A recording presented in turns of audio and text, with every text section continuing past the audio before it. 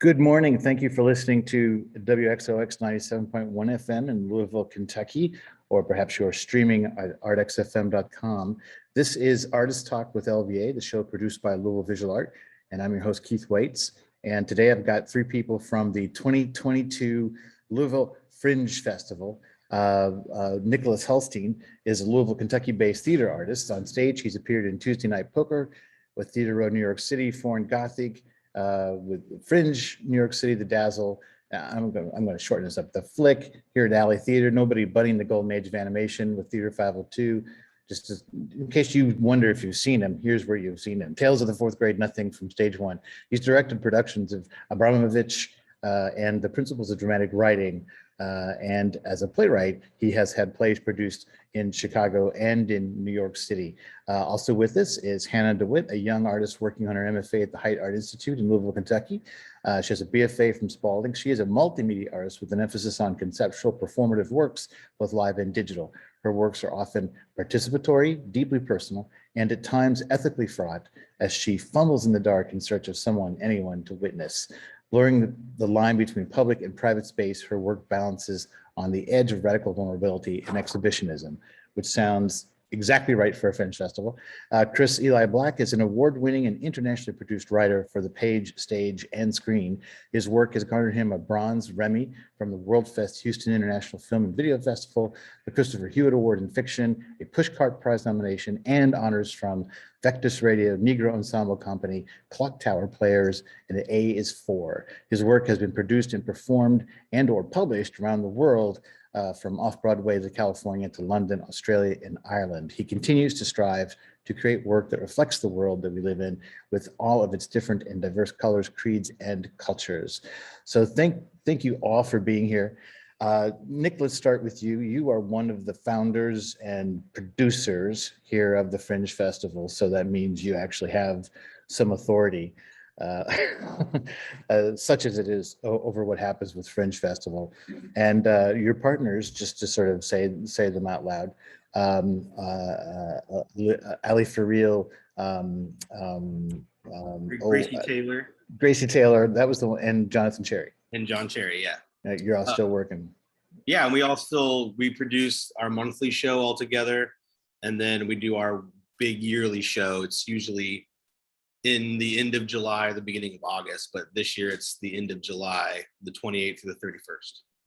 And this is year what? How many years have you done? So we've been doing it for 5 years, but because of the pandemic, this is our 4th festival. Right. And we've kind of perfected how to produce a festival on a shoestring budget. We don't have any outside donors yet, so we kind of just go off of what we make on ticket sales, and we try to make enough to where we can pay all of our artists and still have money left over to produce the next festival or the next show we do. So yeah, we're getting pretty good at it. Well, and you're talking about sort of the nuts and bolts, the logistics of it. What about the ethos of what a Fringe festival should be? Are you guys satisfied, or should you ever be satisfied with what you're accomplishing as a Fringe festival in terms of the kind of material and the content that's getting out? Yeah, well, it's interesting because, Fringe festivals existed to include artists who weren't being involved in larger festivals. Primarily the Edinburgh Festival was a big theater festival where all these people came from all over the world, but the people who were local weren't able to be involved. So they started the Edinburgh Fringe Festival. Mm-hmm. And then that's what spurned the Fringe Festival movement all over the world. And when I moved to Louisville, it was primarily to produce theater. I wanted to live in a city that was easier to live in than New York, and that had a lot of great artists and opportunities. And then after Ali for Real and I worked with the Slant Culture Theater Festival, we decided to start the Fringe Festival because there's a lot of artists that we saw, but not everyone else got to see. And right. Especially Ali. Ali has this amazing connection to so many different communities and so many different artists. And so we would just go out and see people. And then it was finally like, we should just start a Fringe festival. And it was people that you don't usually see do stuff, people who don't have a stage don't have a platform, sometimes don't have the money to afford their own stage. And so we try to provide that for them. And over the last 5 years, we've gathered a really great group of artists from all different backgrounds. And it's been fantastic. Well, Ali is definitely an octopus, I think, in terms of tentacles into all these different directions. Oh, yeah.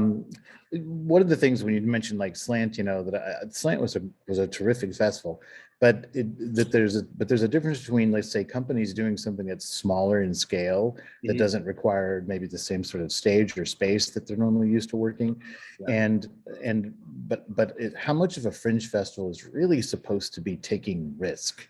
And I sort of felt like there was not as much risk in Slant as I was hoping for, and it was all pretty cool.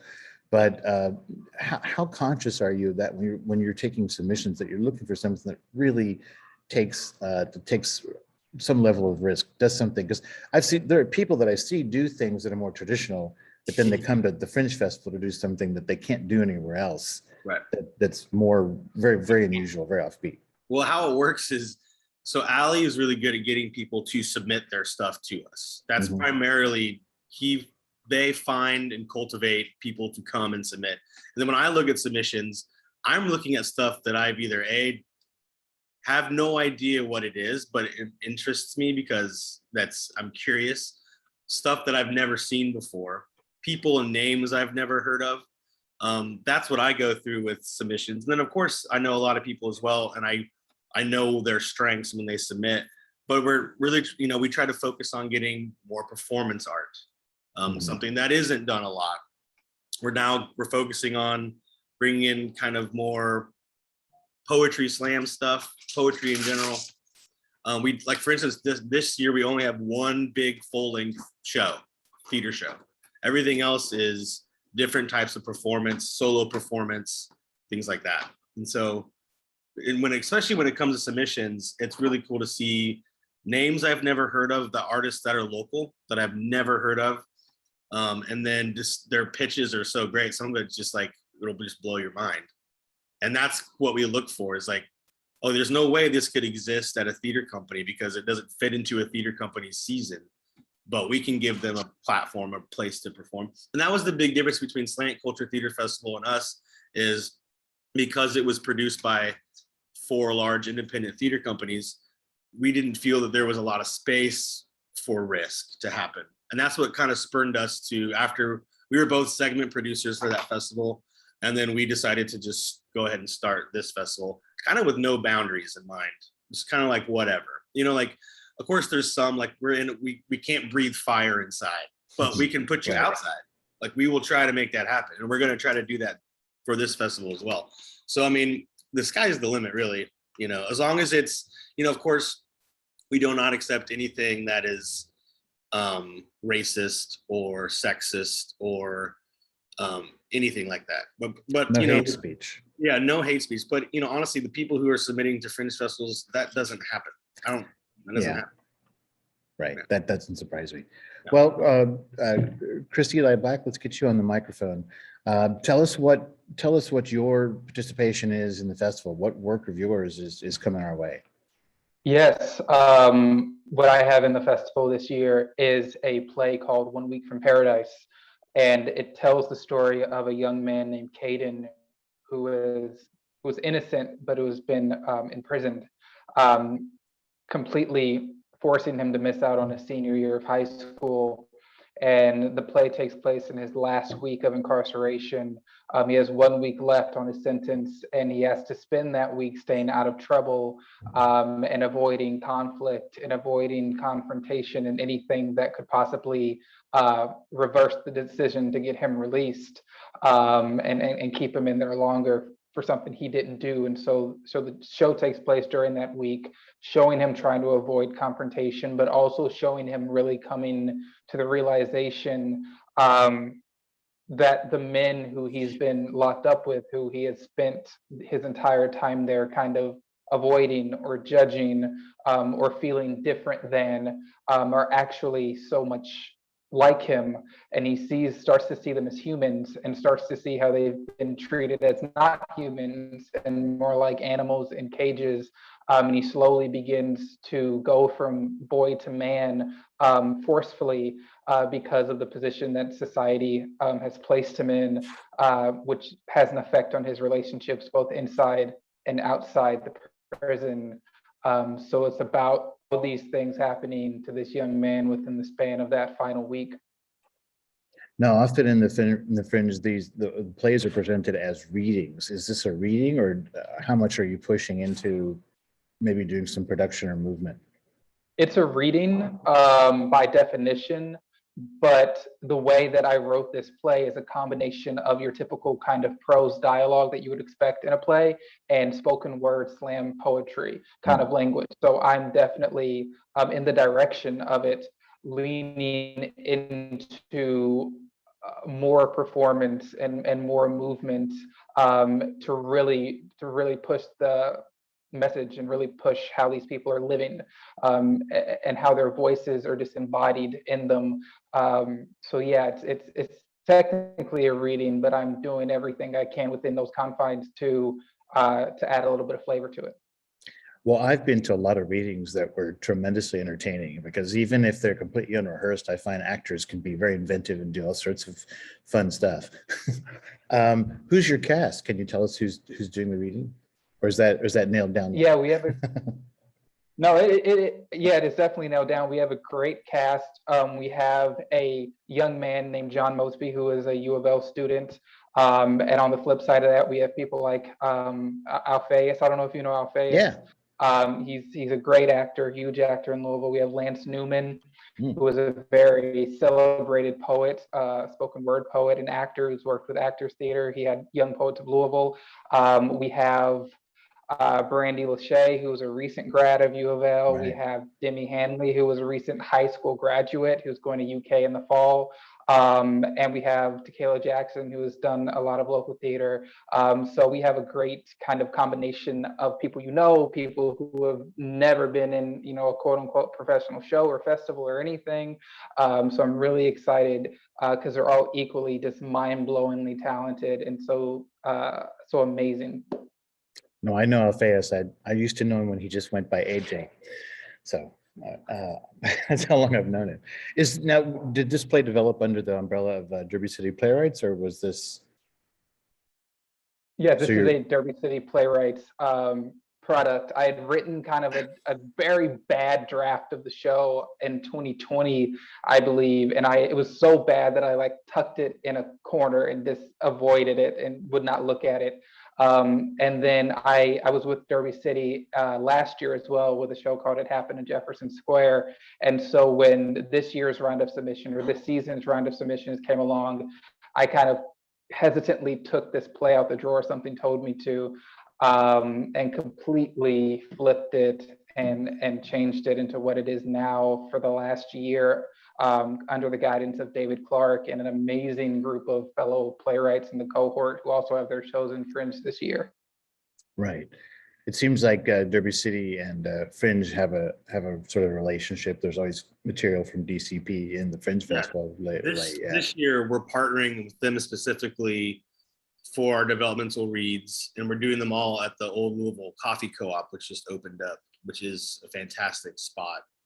But yeah, this year it's like our first big time collaborating with them as co-producers of our festival, basically. So this year it's Louisville Fringe Festival and DCP together. Cool.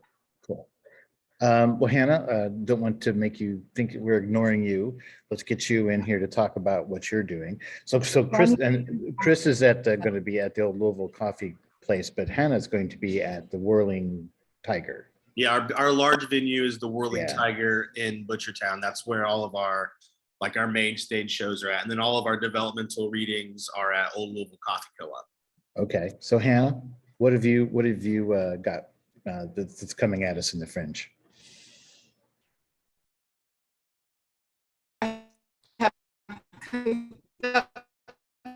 You're freezing up a little bit. This year I'm doing a piece of live performance art.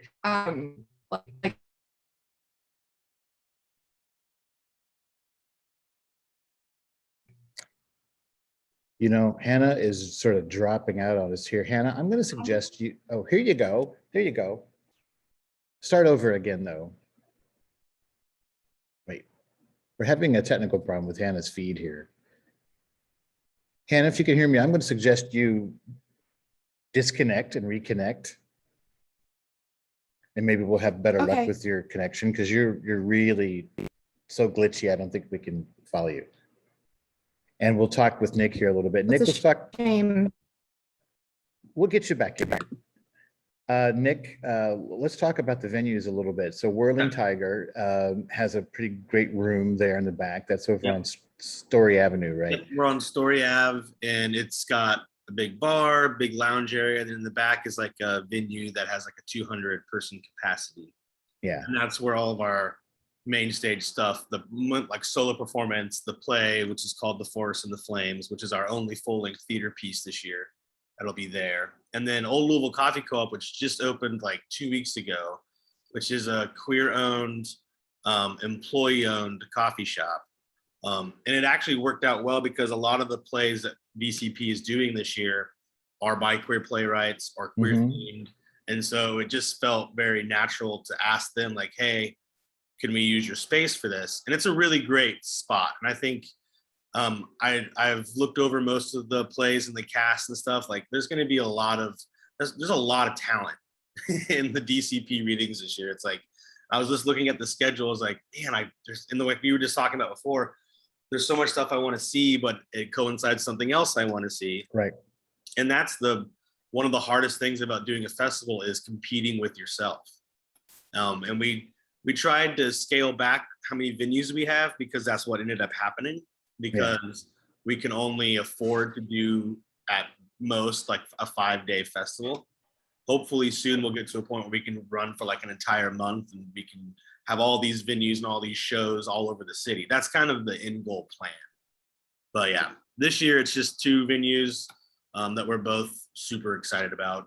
So should be really great.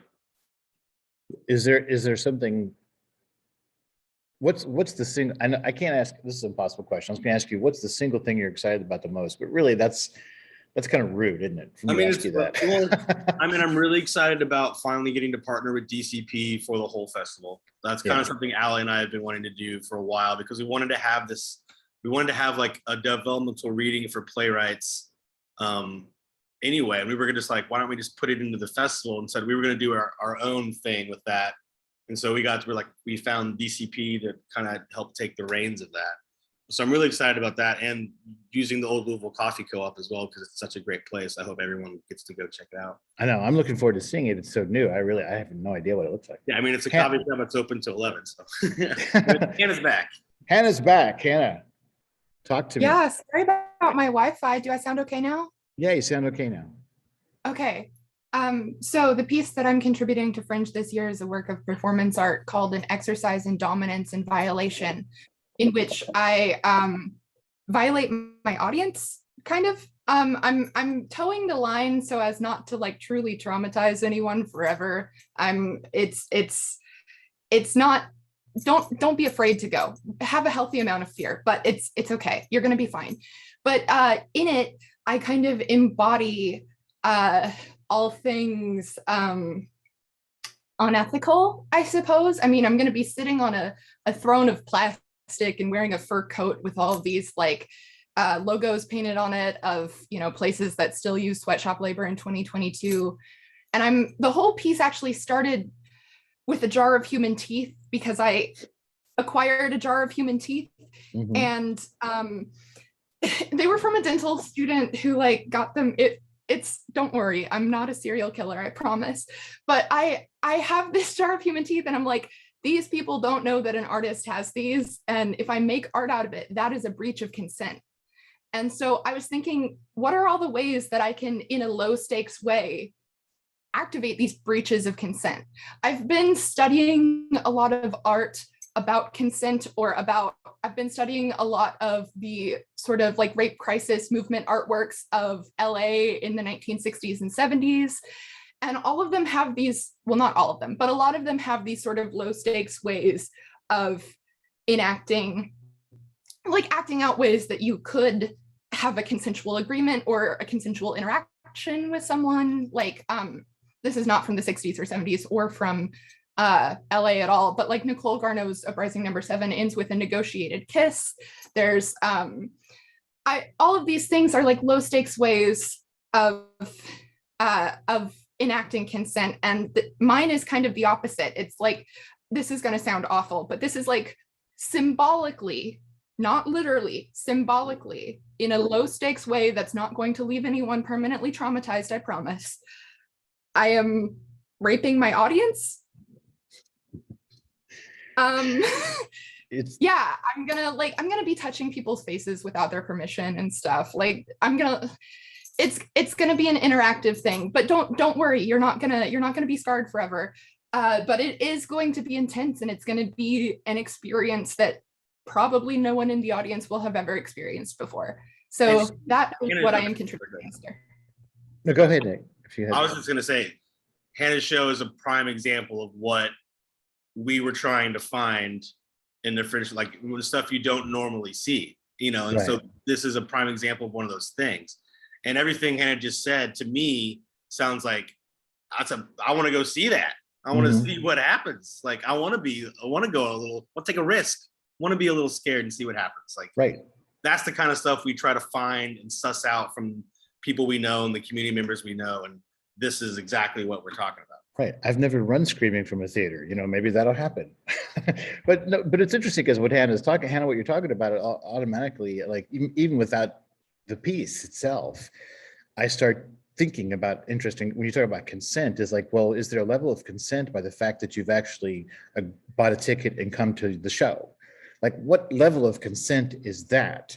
And that's going to be something maybe different in everybody's mind. Or when you talk about the teeth, like, I don't know, I don't remember if you said how you came about having these teeth, but were the teeth ever given by consent? And is it your responsibility to determine that consent now, if it's even possible? I'm immediately like, all these thoughts are triggered in my head, and I haven't even seen the piece. Yeah, so I've got answers, and I can explain how I got the teeth in a minute, but I want to go back first to are people consenting just by coming in? Because I did have to have this conversation with Allie about, they're trying to promote having things like content warnings and stuff like that that's like respectful, and I'm doing like the exact opposite. So my like flyers for my event have a tagline that says, first of all, masks are advised because I'm gonna get close to people and I don't want to get COVID, so please wear a mask. But anyway, masks are advised. The artist will invade your personal space. And you're fully vaccinated. Yeah. No, right. But I am fully vaccinated, yes. Which would be something people would want to know, maybe. Yeah, but like, okay, so it says masks are advised. The artist will invade your personal space. Contains animal parts, partial nudity, and human teeth. So like, there's a warning. There's some fine print that you that you would know about. There's going to be some kind of sign at the door so that no one just wanders on in. So there is an element of consent in the fact that you're showing up. But that's mainly just because although this is about breaches of consent, I still don't want to, like, I'm trying to toe the line. I'm trying not to cross it, So, and then if you'd like me to talk about where I got the teeth, I can. Oh, well, I was just wherever I think you got them. Say briefly where you got them. Yeah. Yeah, so it started at Snide Hotels at a gallery opening, and I met a girl who is a dental hygienist and went to dental school. And apparently in dental school, you have to like have a sort of collection of human teeth that you practice your root canals on. This girl collected way too many, had like 200 extra, nothing to do with them, and was like, I'll give them to you if you make something out of them. But to me, these teeth were like extracted because they were unhealthy in some way or something, and the people agreed to let a dental student use them. They never agreed to let an artist use them. So no matter what, I am breaching the consent of the people whose teeth this belonged to. And I thought, I can't make anything with this and it not be about that breach of consent. So yes, they were taken by people who like willingly were like, hey, my tooth hurts, I need it out of my mouth now, please. And yes, you can do whatever you want to do with it for science, but none of them said that an artist could have it. So I am still crossing some line. Right. Okay. So I understand. Well, I'm going to get back to Cris here for a second. Now, Cris, I want to talk a little bit more about the Derby City Playwrights, and what can you tell us about like some of the other plays that are being featured? I know there's a Zoe Peterson, and I believe, well, you tell me who else is from that group has a play in. Yeah, there are so many really amazing, great, talented playwrights who I've had the pleasure of seeing their shows develop and grow over the past year. So yeah, Zoe Peterson has an amazing play that deals with very serious things with young people in a camp setting, and that's all I'll say about that. Clarity, who I heard you all talking about when I came in, has a show based on true events about a queer movement in Kentucky, in Louisville, I believe, which is I didn't know about, which I wasn't aware about until they brought in the show. Yeah, Hannah, if you want to speak maybe a little bit more on that. Yeah, I know about this piece mainly because Clarity is my girlfriend.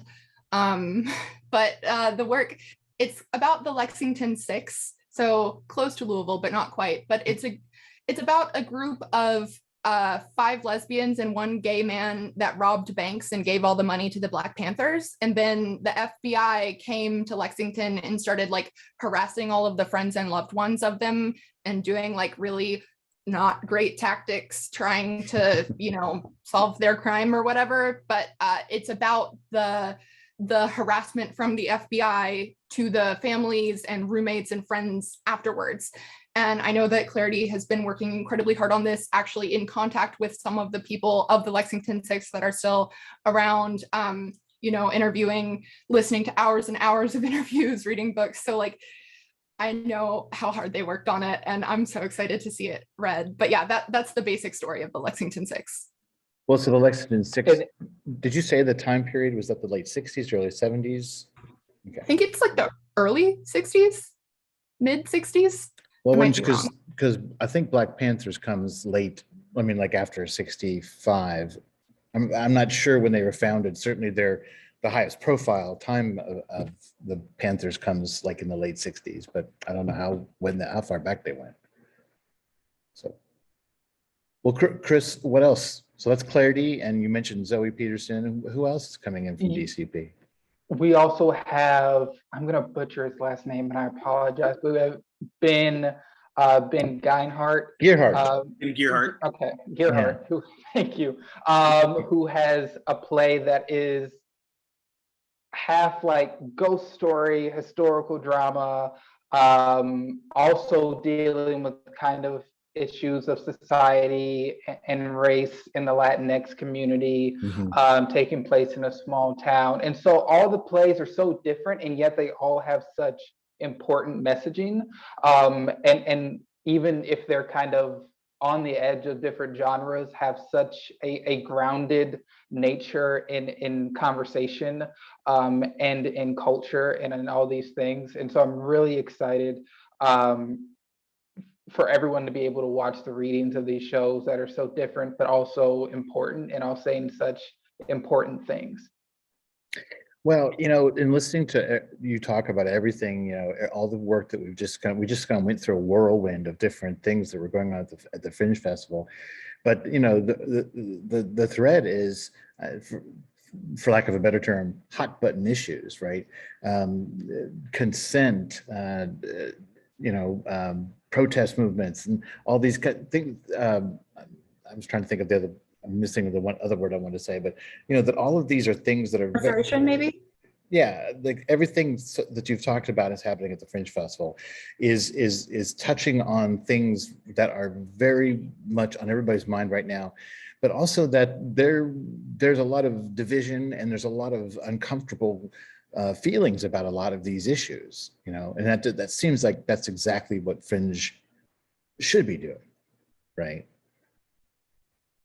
Nick? Exactly. I think you're absolutely right. I mean, that's one of the things too, is I think there are probably some theater companies or production companies that don't want to have their Beachy Weenie 2 hot button issues because of ticket sales and stuff. But that's kind of one of the things that we found when we were looking at submissions, is that everything kind of touches on something that we care deeply about as artists, Ali and I, and also that we see voices underrepresented, things not talked about a lot.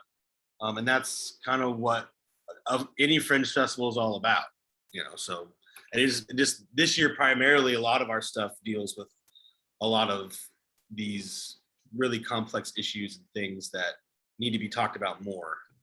And so we really thought that was a cool thing that happened. We didn't even try. It's just everything that we got, And then when we read all the DCP players, we're like, oh, this is perfect. Yeah. But I also think that that's what, in my opinion, what art should be and what collections of art should be. I mean, we all love kind of the escapism, and we all love kind of things that just strictly just entertain us and can take us out of reality for a few hours. Absolutely. But I believe that art cultivates conversation better than anything. More conversations that I've had with people have been sprouted out of watching a movie or listening to a song or a documentary or a TV show or a play, more than watching the news, right? So I think that having things that touch on hot button issues or issues that we're all aware of but don't know how to approach, I think that sitting and watching something, whether that be sitting and just watching people at music stands read a play or having your space violated, it cultivates conversation and it cultivates questions and thoughts about your own life and your own mindset and your own questions that you may have been asking that you didn't know how to ask and how to get out. So I think that what Fringe is doing so well is allowing those conversations to happen. Well, it sort of makes me think about, I remember one time watching an interview with John Sayles, and he said he really found the term investigative journalist offensive, because he said, you're a journalist, you're investigative, or why are you doing it? Like to classify it out. So it makes me think that way, that we're talking about Fringe as if it's something so different, but what you're saying, I feel like, Cris, is this is what artists should be doing, whether you call it Fringe or whatever kind of grouping, collection, or just one-off thing. But Fringe just in itself is a little bit of a, going back to that idea of consent. It's like, if you come to a Fringe festival expecting to see the sound of music, you really have your wires crossed. It's like you're stepping into a different kind of territory. But we just have a few minutes left. But I'm also wondering, in this context of contrasting, Cris, contrasting your work and Hannah's, I kind of also then all of a sudden your work, which I don't think of as being so traditional, seems traditional in contrast to Hannah's piece. Like your work seems more like a traditional theater sort of setup, right? Do you find, as an artist coming into something like Fringe Festival, do you feel like it changes you or gives you the opportunity to wonder about pushing the boundaries that you're working within? Yes and no. I think that what it shows me more than anything is that there's a place for all of it, right? Is that it's space for all these different things. What I do is much different than what Hannah does. That doesn't mean that either of us are less artist or more artist. It means that we're on this equal playing field, and both have spaces to do what we love to do in the way that we love to do it. And yet there are such through lines in what we're doing, even though if you just look at it surface level, you might say, oh, these are two very different things being done in two very different ways. But I think that we both, and Hannah, please correct me if I'm wrong, but we both kind of have a point of doing it, which is really investigating things and using our curiosities of things through art, and asking those questions and having conversations through art, just constructing it in different ways. Hannah? Yeah, and I think maybe it's not an entirely fair comparison to make, because you're pitting something that is like identifying as a theatrical performance, a play, with something that is not identifying as a play at all. It's performance art. Right.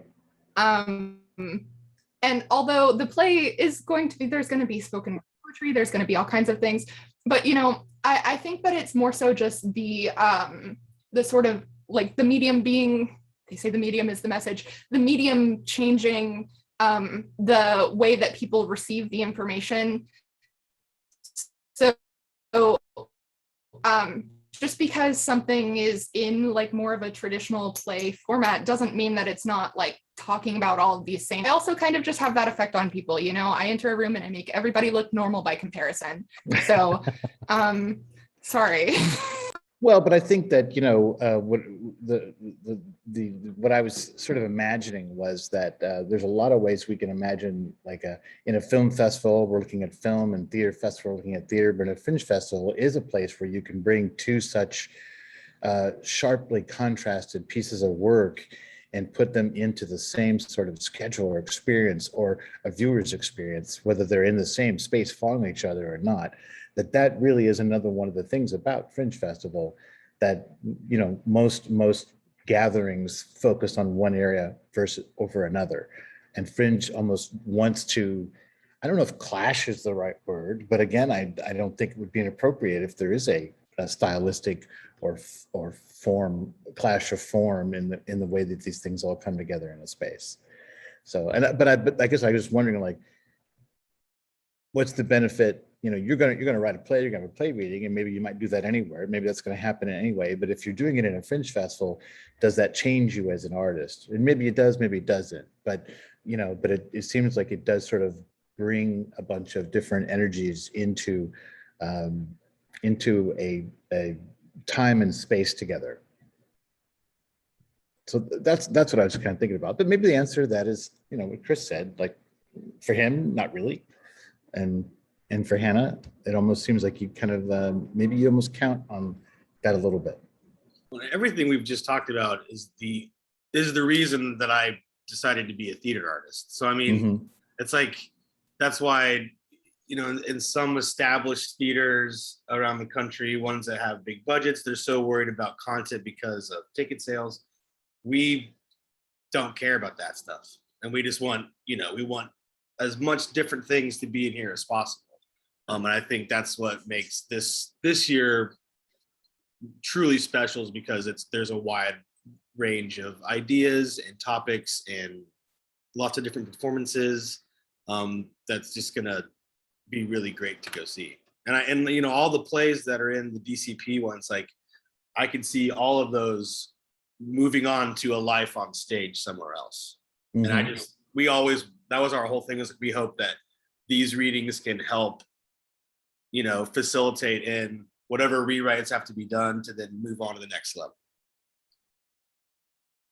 So Also, Hannah, go ahead. I think also, like, Fringe Festival has been known for, I guess you call it clashing, but like melding all these different genres. Like, I went to another smaller, like not the big Fringe Fest, but a smaller event also through Fringe Festival, and there was everything from like spoken word poetry to like, oh, you know, it's supposed to be a smorgasbord, you know. Hannah, is there do you think that is there like an age restriction to the kind of material you do? Do you ever think about that in terms of saying maybe this isn't appropriate for children? Yeah, I just wondered in terms of your advisories.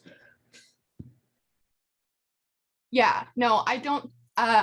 Mine will be an 18 plus thing. Okay. First of all, my nipples are going to be out, so like that's 18 plus. But also, I don't want to scare children. I just want to scare adults. So yeah, there are some that will be more all age friendly, and some like mine that won't. Well, and of course, it's at the Whirling Tiger, which is a bar. It's right. So I don't know if I guess that maybe you can't get in unless you're above a certain age. I don't know. 21 and up. 21 up. So there we go. The Fringe is an adults only festival. So Nick, is there anybody we didn't talk about you'd like to make mention of? There's one other playwright in DCP. His name is Matthew Jablow. He's also doing a play. I had the Kentucky Bill, which is a really great improv duo. they've done stuff in the past. They're a hysterical comedy group. They're going to be there Saturday at 7:30. The Force and the Flames, which is the folding play, I'm really interested to see that. We did a kind of preview of it at our monthly show, and it's going to be fantastic. That's the big folding play we got. And then we have some other things like an artist named Next Time. It's Next Time and the Time Travelers. It's like a hip hop spoken word duo, or actually group, not duo. I think there's like 3 or 4 of them. And Next Time's done some stuff for us before. They're MFA acting student at U of L and are fantastic. I think they've done probably like 3 or 4 of our monthly shows already, and now they're doing a big one. So that's what they're going to be closing out the night at the Whirling Tiger on our first night on Thursday. So yeah, those are the ones that I'm the most excited to go see. What I'm really most excited to see is how I'm going to be able to get back and forth between Old Louisville Coffee Company and the Whirling Tiger. So that'll be interesting. But Allie and I have decided we're going to try to see every single thing somehow. One of us will. Can you use the scooters? It's not a bad idea. It's a pretty long little jump from Butchertown to Old Louisville, but yeah, I mean, one of us will be at either space. Well, and you're not the only ones. You're Gracie. So it sounds like, because there's Gracie Taylor and Jonathan Cherry, but it sounds like maybe you and Allie kind of feel like you're right. kind of like, You know, John Cherry got really busy after winning the Pulitzer Prize, and so he got busy, understandably so. And so did Gracie, and they both, Gracie and John, help us a lot on our monthly shows. And then this kind of happens every year. This happened a couple of years ago too, where it was just kind of Allie and Gracie doing the big show, because I had to step back because of an artistic thing I had to do. And so it's kind of just like who's available and who's ready to do stuff and who needs to take a little bit of a break. But now, like, we have Gracie and Allie and I kind of coming together to make this festival happen. It helps that Gracie Taylor and I both work at the Whirling Tiger as well. That's like our day jobs. And so we kind of had that kind of set up already. So yeah, we'll see how it goes. okay. Well, we're about out of time. Thank you for joining me here, Nick Hulstine, or is it Helstein? It's Hulstine. Hulstine. Cris Eli Black and Hannah DeWitt, all 3 from the 2022 Louisville Fringe. And the dates for that are the July 28th through the 31st at the Whirling Tiger, and at, what's the name of the coffee shop? Say it again. The Old Louisville Coffee Co-op. Coffee Co-op, which for a lot of people, this would be their first time visiting there, I bet, if you're not in the Old Louisville neighborhood. Very neat. But Fringe Festival in collaboration with Derby City Playwrights. So thank you guys for joining me today. Thank you so much for having us. Yeah. Yeah, thank you. It's been a real pleasure.